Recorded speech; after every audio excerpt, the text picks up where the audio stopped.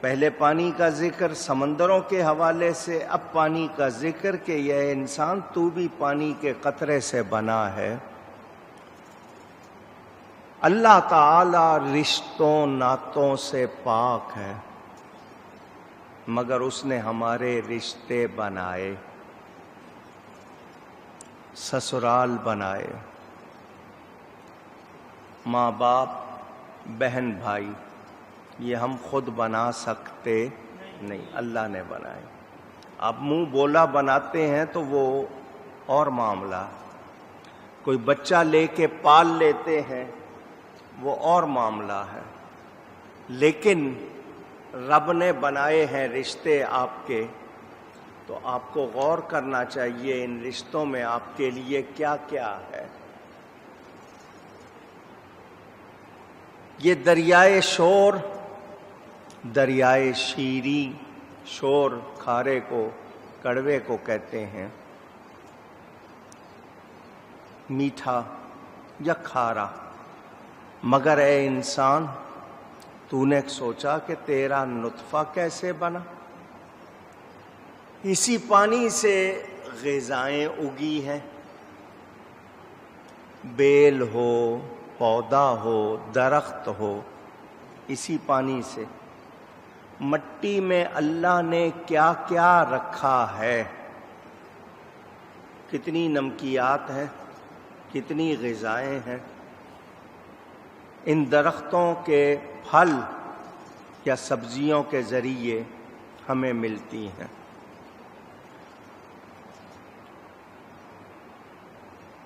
اللہ تعالی نے جیسا کہ تفسیروں میں ہے کہ دریا کو بہت کڑوا بنایا،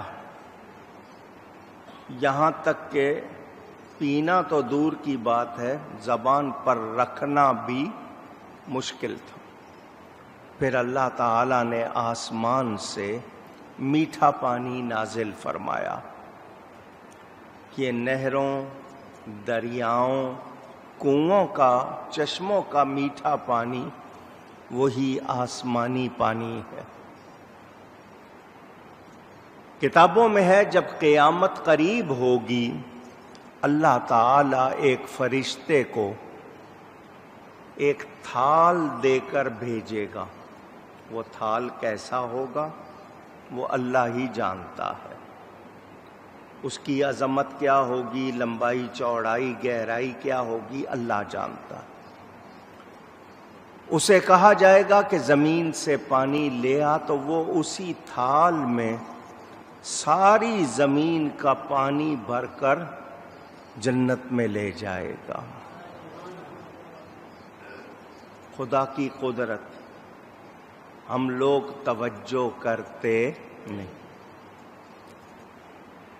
کچھ لوگ کہتے ہیں پانی خود سے کڑوا نہیں ہوتا، جب وہ کافی دیر ٹھہرا رہتا ہے اور سورج کی گرمی اسے تپش جلاتی ہے تو وہ کڑوا ہو جاتا ہے۔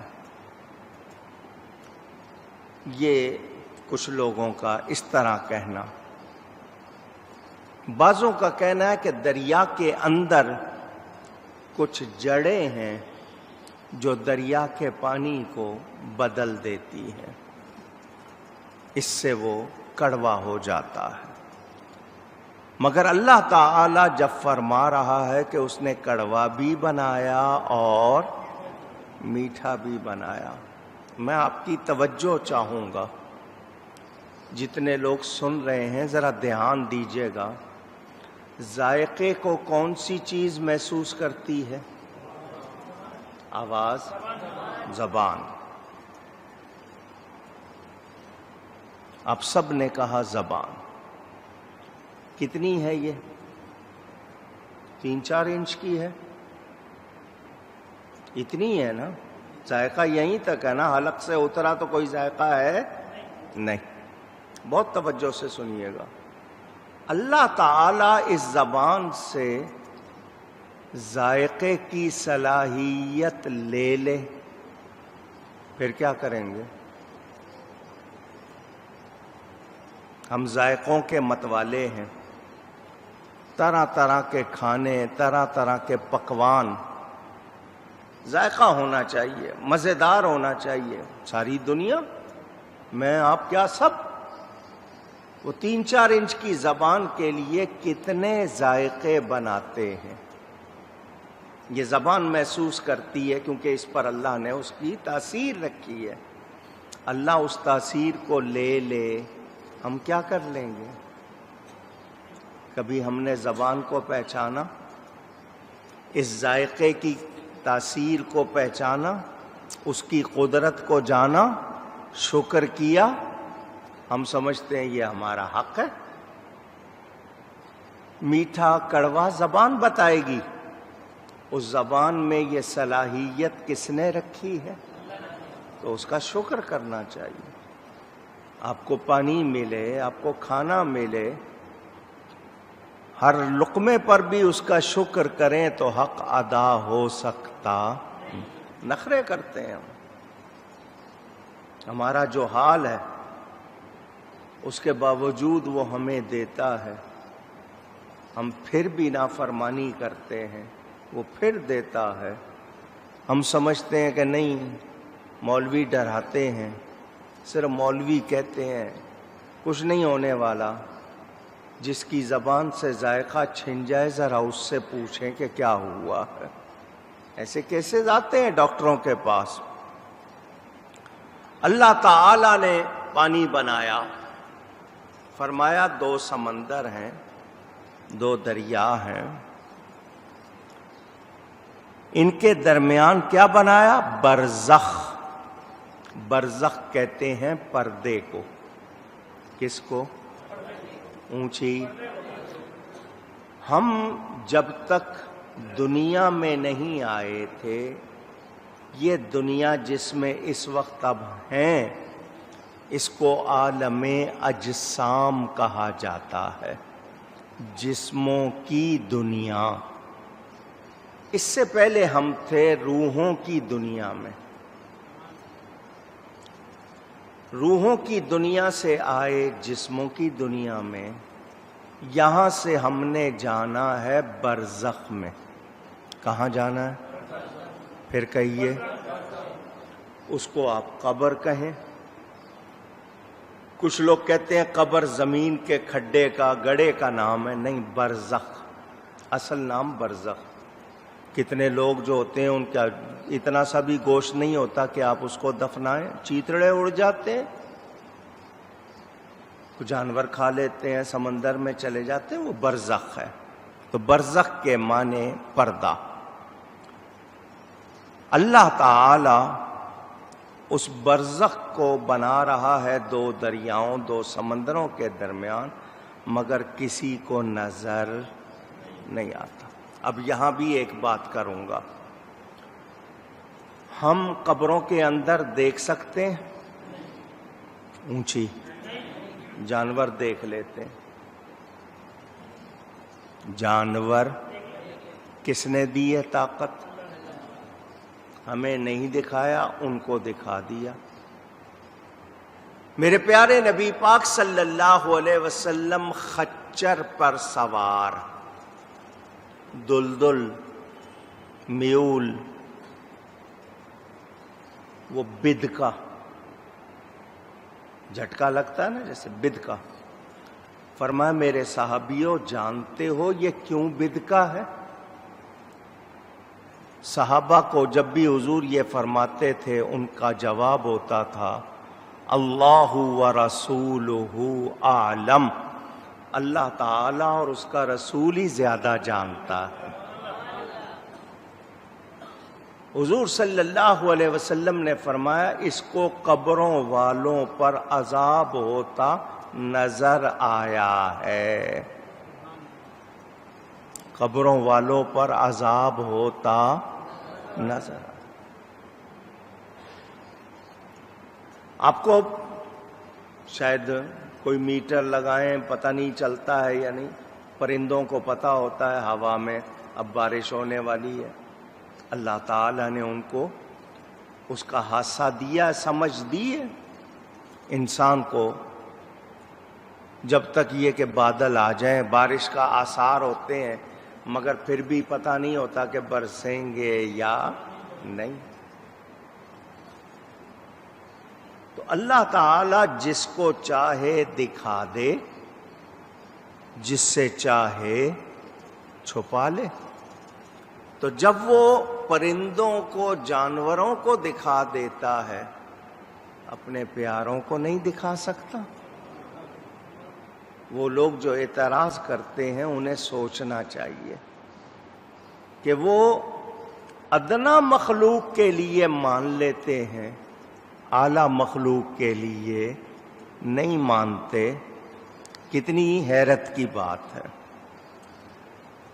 اللہ تعالی نے دو سمندروں کے درمیان پردہ رکھ دیا، کڑوا ہے ایک، میٹھا ہے، ادھر کا ادھر نہیں ہو جاتا، ادھر کا ادھر نہیں ہو جاتا، مکس نہیں ہو جاتا۔ اور پھر فرمایا وَحِجْرًا مَحْجُورًا، اور روکی ہوئی آڑ ان کے درمیان ایک آڑ بنا دی ہے۔ اے انسان، تو بھی پانی کے قطرے سے بنایا گیا ہے،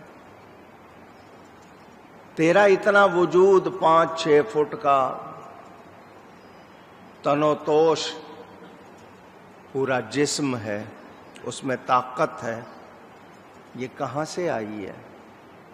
سوچتا ہے، کرتا ہے، ہواؤں سے لڑتا ہے۔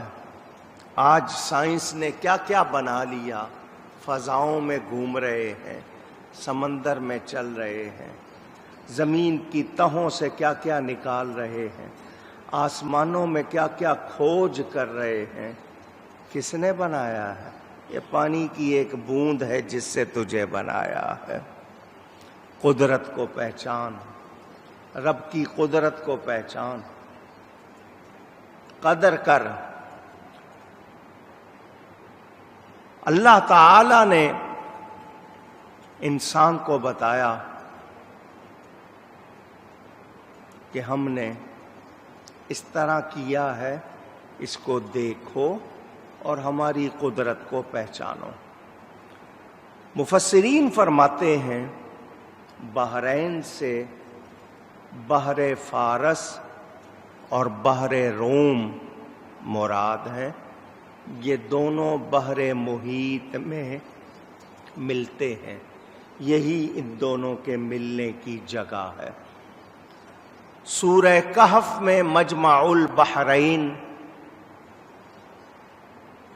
یہ بھی بیان ہوا۔ ہمیں احادیث میں اور کتابوں میں ملتا ہے اللہ تعالی نے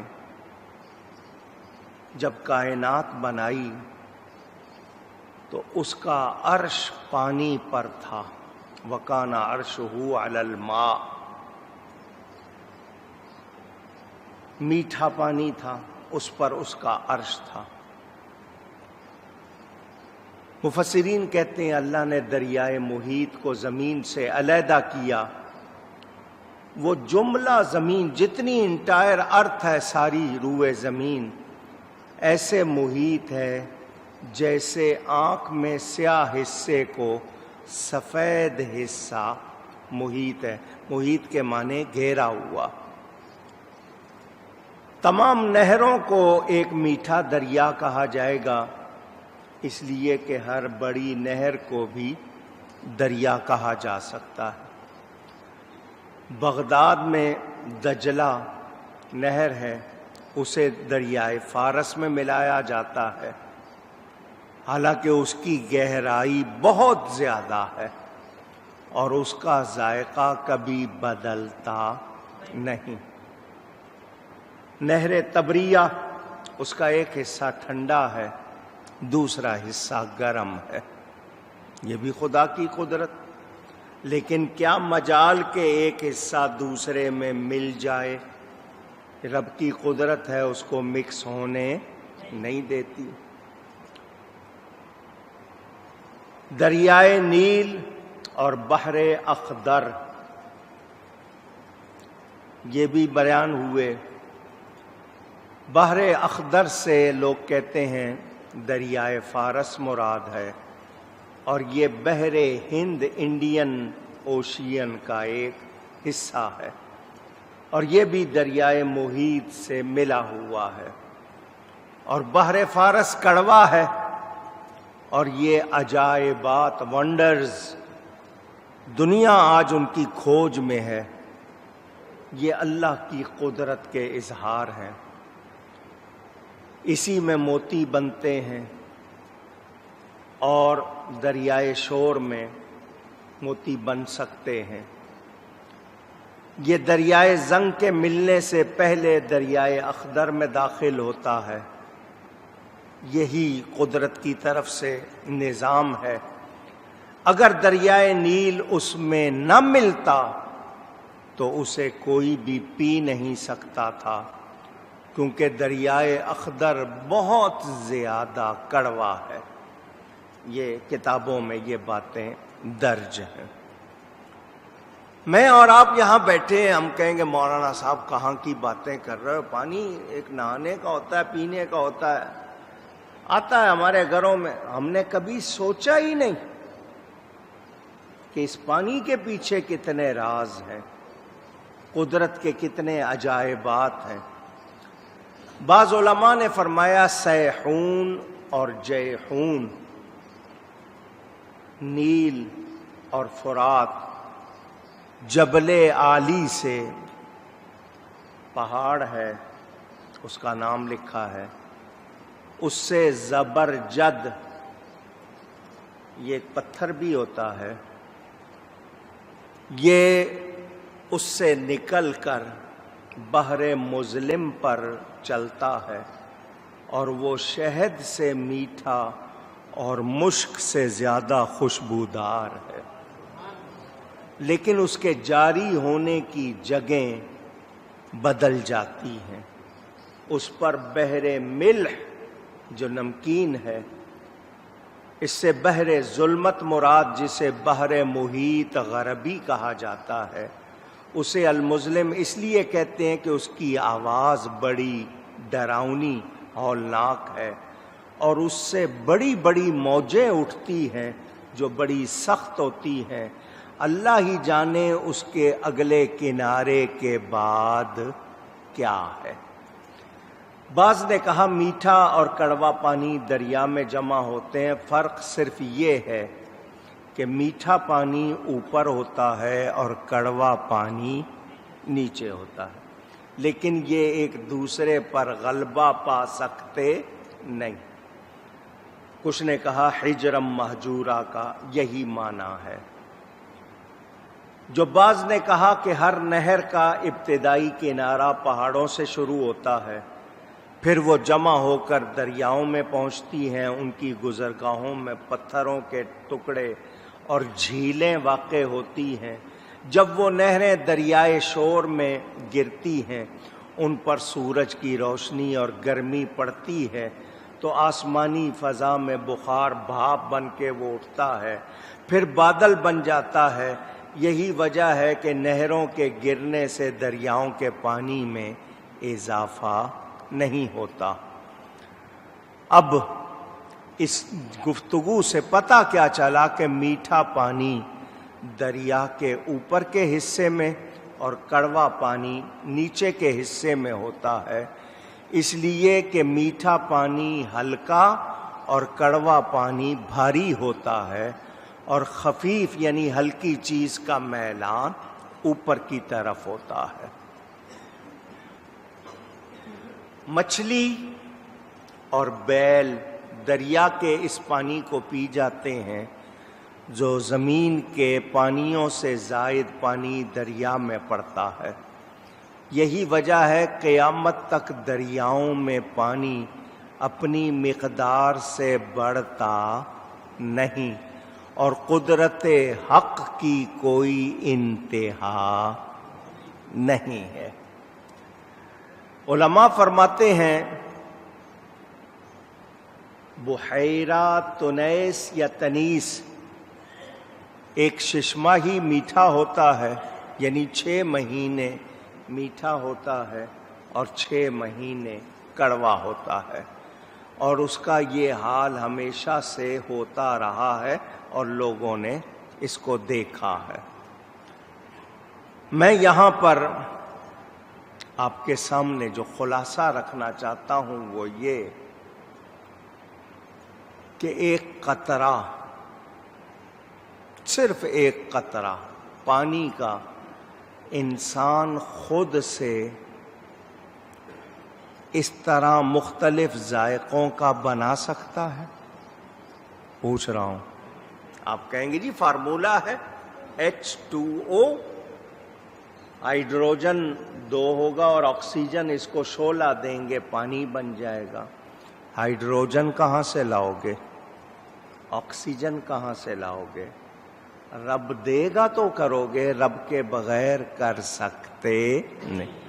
تو ہمیں ایک قطرے کی بھی قدر کرنی، آواز ہم تو بہاتے ہیں، ہمارے گھروں میں ٹیب جس کو ٹوٹی بھی کہتے ہیں، نلکے لگے ہوئے، واشر اس میں لیک ہو جائے، کمزور پڑ جائے، قطرہ گرتا رہتا ہے، ہم پرواہ کرتے نہیں، ہم گناہگار ہوتے ہیں، اور اس کو ہلکا سمجھے اور زیادہ گناہگار ہو جائیں گے۔ بہتا ہے اتنا تو کوئی بات نہیں، اور کوئی کہے گا چھوٹا سا گناہ ہے، کون سا بڑا گناہ؟ تو چھوٹے گناہ کو چھوٹا سمجھ کر کرتے رہنا بڑا گناہ بن جاتا ہے، اور بڑا گناہ آپ کو ظلم پہ لے جاتا ہے، ظلم سے انسان کفر کی طرف بڑھ جاتا ہے۔